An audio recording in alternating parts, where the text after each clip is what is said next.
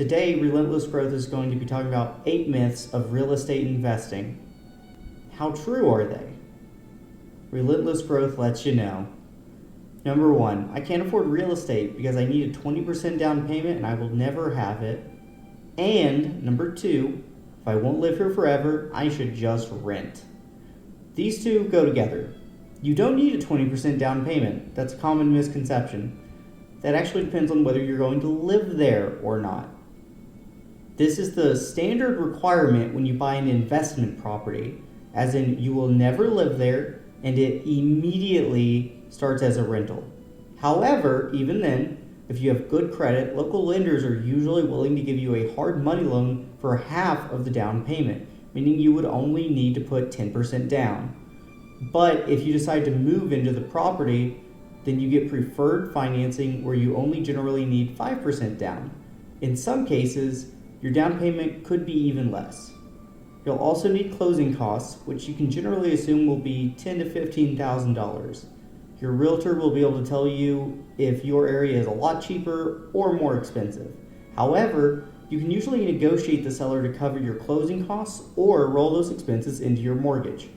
5% is still a lot of money, but that is an achievable goal for you to save up past your emergency fund. This preferred financing stipulates that you have to intend to inhabit the property for 12 months as your primary residence. This means that every 12 months, you can put 5% down on a new property instead of waiting an eternity to get that 20% down payment. So, if you're moving away, even better. Take advantage of better financing to live there and leave behind a mostly passive income source when you move. And if you can't save up 5% of a house's price in only a year, well, that's fine. Just live there longer. Get some equity paydown and appreciation, which will make it easier to turn that first property into a cash-generating asset. Number 3, it's always bad to rent. False. It is not always bad to rent. If you are new to an area and you don't know it, like where the bad or good neighborhoods are, it's probably wiser to rent. I just moved to Maryland like 2 weeks ago, so I am currently living in an apartment. If you don't have a lot of cash available to you in an emergency fund, it's also probably wiser to be in a situation where someone else is responsible for the property's maintenance in the event something goes wrong. It's also true that when you are first moving somewhere, you probably won't have time to find and close on a good deal, and if you try to close on one fast, you run the risk of putting your back against the wall where something is wrong with the property that you didn't catch because you were in a hurry, but you need a place to live next week, so you just sign the contract, buy the house, and now you've put yourself up the creek without a paddle, which is a problem when the leaks in the roof are creating a creek in your hallway and you really need that paddle. Renting is fine if you can't buy yet and in plenty of other circumstances. Number 4, there are no good deals left on the market. In any market, there will always be good deals. If you're trying to find a property that will cash flow as a rental and having a hard time, that might be because of the area's price to rent or PR ratio. A PR ratio in real estate is calculated by taking the average list price and dividing it by the average annual rent.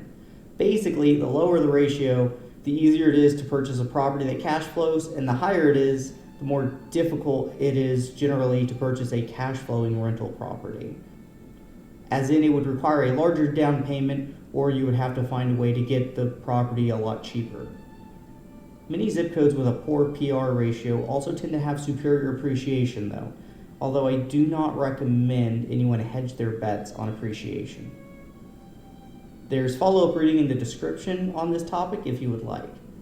The good news is that you can still find a good deal. The real secret to finding a great deal in real estate is to find a motivated seller.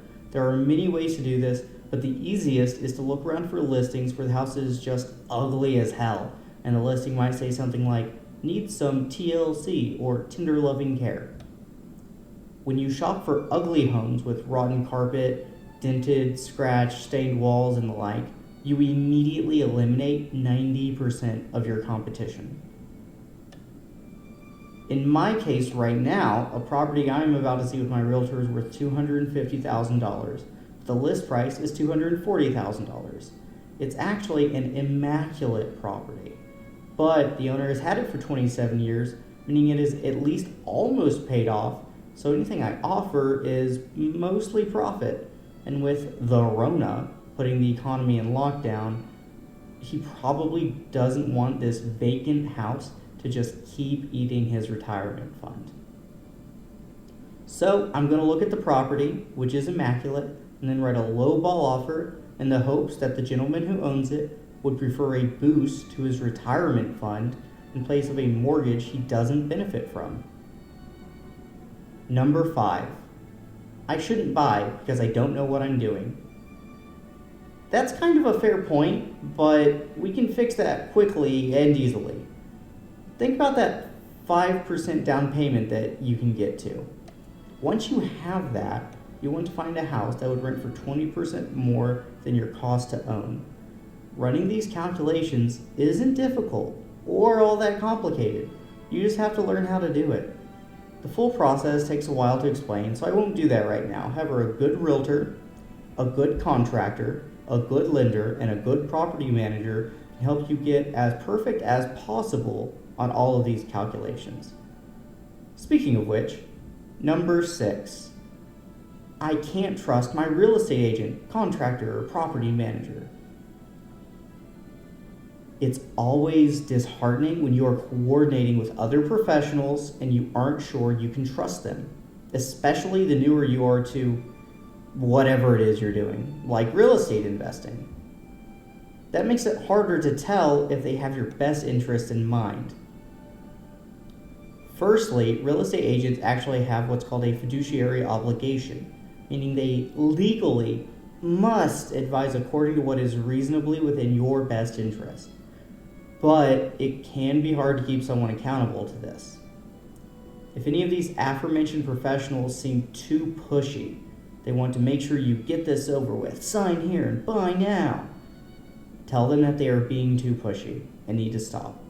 If it doesn't go away, run.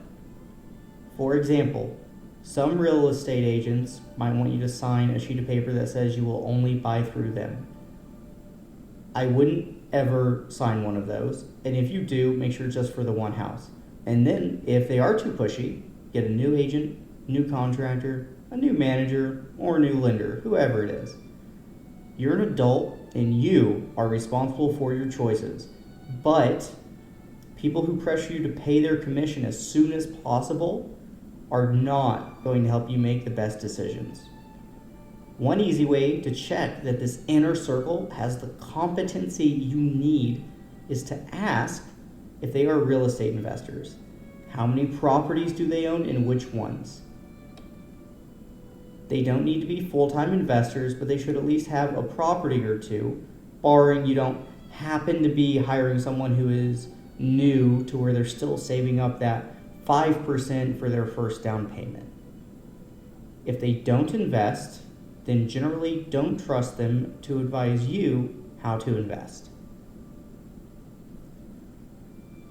Number 7, owning more real estate is better. Yes, yes, and yes, this one is true, but it gets a little more complicated. Some people will describe the amount of real estate you own as doors. Given that rent goes up each year, the number of doors or units will probably pay the most to you in the long run, but the volume of real estate in terms of dollars gets more direct appreciation.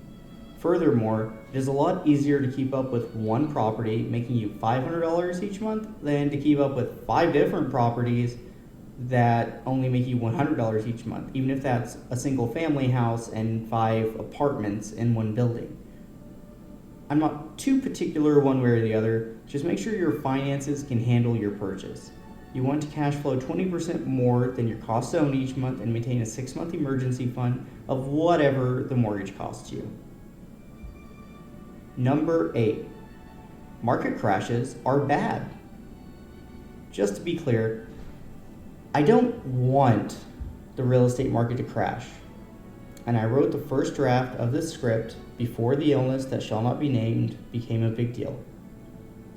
And the reason I don't want the real estate market to crash is when the real estate market crashes, so too do other parts of the economy, and more people end up without jobs or homes. People can really die. However, given that crashes are going to happen, I would certainly see them as a great opportunity. Now, my $50,000 that I have laying around might buy 2 properties instead of just 1. And I know after the recession blows over, I'll come out ahead in terms of the house's value as well. Naturally, to protect yourself, you always want to buy it below market value so that if the market drops 20 to 35%, as it did in 2008, you will still come up even. But even then, my property's value dropping 20% kinda doesn't matter to me. Why? Because rent is relatively inelastic compared to home prices in most cases. This means while less people will buy and sell, so that causes prices to deflate, people will still need a roof over their head. So the demand for rentals often holds about the same, give or take a little, or even goes up. Because if you're not buying a house to live in, you're going to need to rent one. Furthermore, I recommend keeping an emergency fund for vacancy anyway. I keep back $10,000 for my rental property, which would cover 6 months of mortgage assuming 0 rent. Furthermore, if the tenant is having a hard time during a recession, I can reduce their rent to just match my mortgage or even eat a bit of a temporary loss, potentially allowing me to ride out several years of continuous recession. And I make sure that someone else keeps paying the mortgage. In this case, however, I am lucky in that my tenants still have steady income despite the current pandemic. There were so many other things I wanted to talk about, and several items in this video I wanted to spend a lot more time on. But I quickly realized that finding a good deal would easily be 30 minutes by itself. I could go on and on, but I figure I'd cast a wide net and see what you guys would like to hear about next. Let me know any additional topics you'd like to see covered or items you'd like to see expanded upon in future videos. For more content that takes care of your wallet and your soul, subscribe to Relentless Growth. Thank you for your time. Have a great day.